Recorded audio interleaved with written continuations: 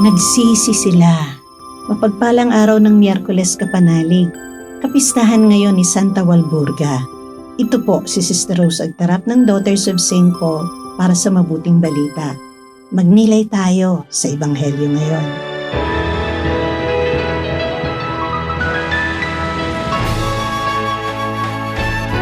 Nang dumadagsa na ang mga tao, nagsimulang magsalita si Jesus. Masamang lahi ang lahing ito. Humihingi ito ng palatandaan, subalit walang ibang palatandaang ibibigay dito, kundi ang palatandaan ni Jonas.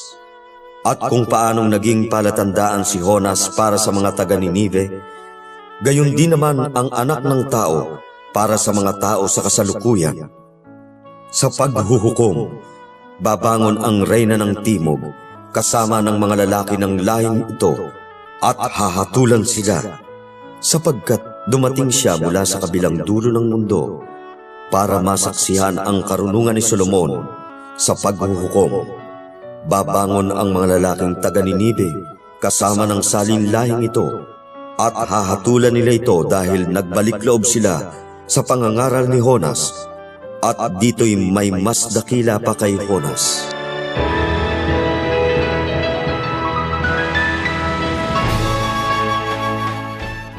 Masamang lahi. Ito ang tawag ni Jesus sa mga Hudyong humingi ng palatandaan sa kanya. Maraming kabutihang ginawa sa Jesus na nagpakita siya talaga ang pinakahihintay na Mesiyas. Nagturo siya tungkol sa Diyos, nagpagaling ng maraming may sakit, gumawa ng mga milagro, bumuhay sa patay.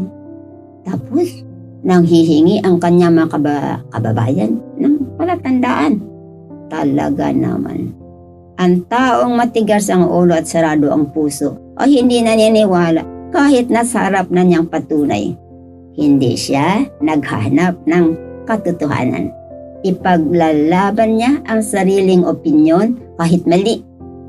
Kaya ang palatandaang ibinigay ni Jesus ay ang palatandaan ni Jonas. Hindi mabuting propeta si Jonas. Inutusan ng Diyos na mag-preach sa Ninive, ngunit ayaw niya dahil kaaway nila ang Ninive at ayaw niyang iligtas sila ng Diyos. Ngunit napilitan siya at walang pakundangang ibinalita na malapit nang wawasakin ang Ninive. Wala siyang ginamit na palatandaan. Ngunit naniwala ang mga Ninevites dahil dala niya ang salita ng Diyos. Nagsisi sila. Nagpinitensya. Kaya, hindi natuloy ang parusa. Tayo kaya, kanino tayo katulad? Sa mga Hudyong mayayabang o sa mga Ninevites na niwala sa salita ng Diyos at nagsisisi sa kanilang mga kasalanan? Ngayong unang linggo ng Kwaresma, tinatawagan tayong usisain ng ating sarili. Anong mga personal na bagay ang dapat kong ituwid? Paano ako makatulong sa pagtuwid ng mga kabuktutan ng bayan? Basahin natin ang salita ng Diyos. Ituturo niya sa atin kung paano tayo maging totoo at mapagpakumbaba. Manalangin tayo. Panginoong Jesus, itulot nung makilala namin ang palatandaan ng iyong presensya at pagmamahal sa aming araw-araw na pamumuhay. Amen. Mga kapanalig, maraming salamat po sa inyong suporta sa aming misyon, lalong-lalo na sa donors at sponsors ng Mabuting Balita.